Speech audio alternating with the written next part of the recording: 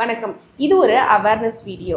Stock மார்க்கெட்ல நடக்கிற ஸ்கேமை தடுக்கிறதுக்காக செபி நிறைய நடவடிக்கைகளை எடுத்துட்டு இருக்காங்க.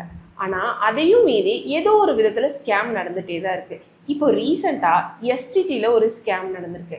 அந்த ஸ்கேம் எப்படி நடந்துச்சு, அதை எப்படி நம்ம தவிர்க்கலாம் அப்படிங்கிறத பத்தி தான் இந்த வீடியோல நம்ம பார்க்க போறோம்.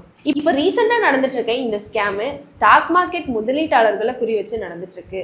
செபில இருந்து எஸ்டிடி நீங்க கட்டணும் அப்படிங்கிற ஒரு அறிவிப்பு வந்த மாதிரி மக்களை ஏமாத்திட்டு இருக்காங்க. போலியான லெட்டர் மூலமாவும் அதே மாதிரி போலியான இமெயில் மூலமாவும் செபியோட அபிஷியல் சீல் அண்ட் சிக்னேச்சர் இருக்க மாதிரி அவங்க அனுப்புறாங்க.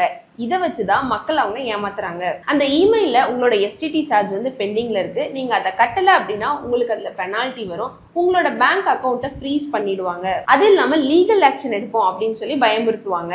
ஸோ இதை கேட்டு பயந்துட்டு அவங்க கொடுத்துருக்க அக்கௌண்ட் நம்பருக்கு பணத்தை அனுப்பி ஏமாந்துடுறாங்க.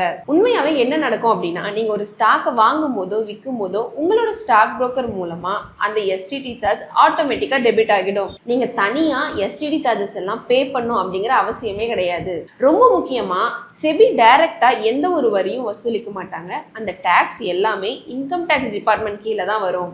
எஸ்டிடிக்கும் ஆர்பிஐக்கும் எந்த சம்பந்தமே இல்லை.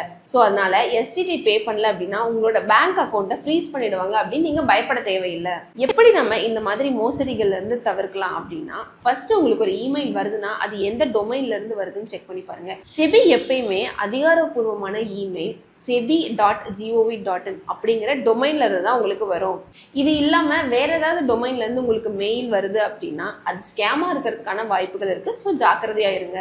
செபியோட பேரை சொல்லி எந்த ஒரு பர்சனல் அக்கௌண்ட்டுக்கும் பணம் அனுப்ப சொன்னாங்க அப்படின்னா அதை அனுப்பாதீங்க. உங்களுக்கு ஏதாவது டவுட்ஸ் இருக்கு அப்படின்னா செபியோட அஃபிஷியல் வெப்சைட்ல போய் நீங்க செக் பண்ணி பார்த்துக்கோங்க.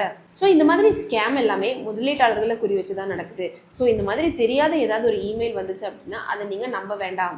ஸோ இந்த மாதிரி பலவிதமான மோசடிகள் நடக்குது. நம்மளோட பணத்தை நம்ம சேஃபா வச்சுக்க நம்ம தான் அவேர்னஸோட இருக்கணும். ஸோ இந்த நியூஸை உங்களோட ஃப்ரெண்ட்ஸ்க்கும் ஷேர் பண்ணுங்க.